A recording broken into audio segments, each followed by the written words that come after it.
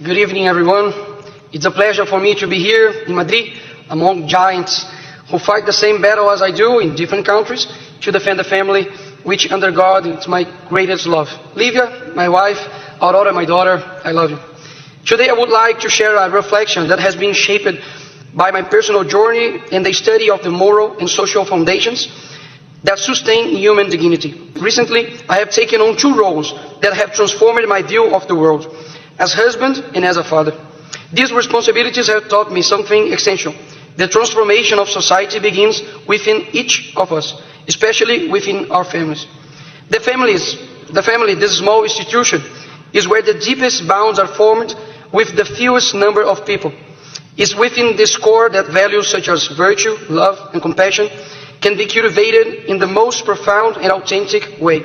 If each family lives their values with integrity, the social fabric will be transformed in a genuine and lasting way. However, the society we desire will not be built without a solid foundation. And this foundation lies in human rights, in natural values, and in the understanding that the freedom and justice walk hand in hand. This is where a crucial point comes in. Human rights, so often exalted in speeches, have been distorted. What should be a pillar of protecting dignity has in many cases become a tool of manipulation and arbitrariness. This happens because we have strayed from the roots of these rights. Natural law, which recognizes and respects the objective order of the human condition. Let's look after history. From the ideals of the French Revolution to the horrors of totalitarian regimes, we learn that the noblest intentions can be corrupted when disconnected from solid moral foundations. Revolutionaries dream of absolute equality, but their efforts culminated in the centralization of power and oppression. Similarly, communist and positivist regimes turned law into instruments of force, ignoring human dignity in the name of distorted ideas. And here lies their intersection with our individual lives. The deterioration of values we see in the society, whether in governments, politics, or institutions, is a direct reflection of the lack of individual responsibility.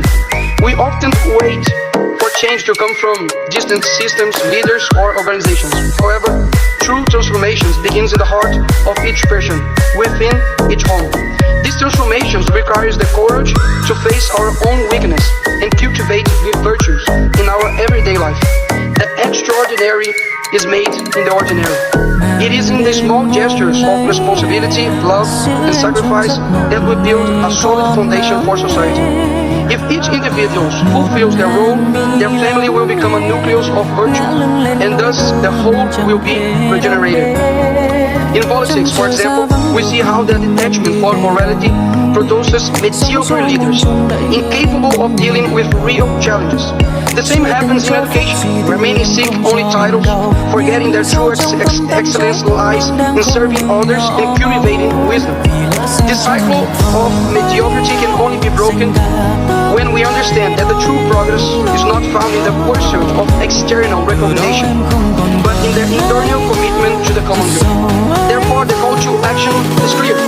We need to return to the foundations both individually and socially.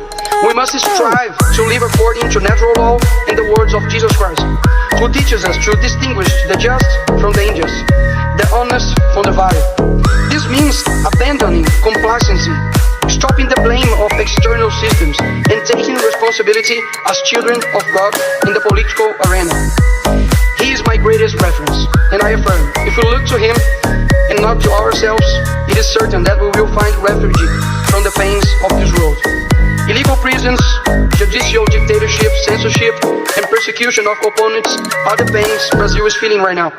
And many are standing strong because they are fully convinced that we are just passing through this life. But we will pass with courage, perseverance, and faith. Because as a saying in my country goes, I'm a Brazilian, and I never give up. So, how are you going to defeat abortion? Not only by defending life, but creating life.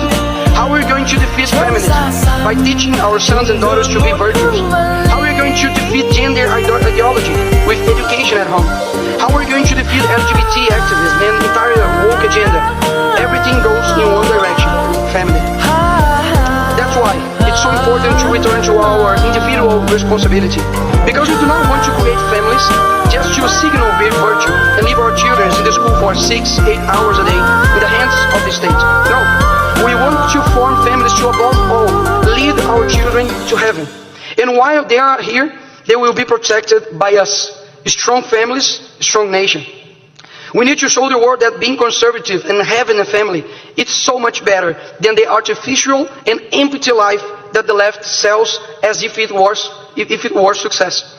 The real challenge is not living life as a slave to our own desires and doing what makes you happy, but rather sacrificing every day to keep your family strong enough to resist this corrupt world. Even with all the daily attacks from the left, which are many, of course, our mission is made in the day-to-day, when no one is watching, when our character is forged and we are building ourselves. And since we are part of the world, this individual construction matters a lot. Finally, ladies and gentlemen, the greatest enemy is not outside of us. It's not a political system, an ideology, or an institution. The greatest challenges lies within ourselves, in the fight against our sins, our vices, and in the constant pursuit of virtue. May we face this challenge with responsibility and an understanding of the gravity of our actions. After all, they can transform the world. Love, fight, and live this life with the intensity it deserves. The voice of many, not the agenda of a few. We will prevail. Thank you so much.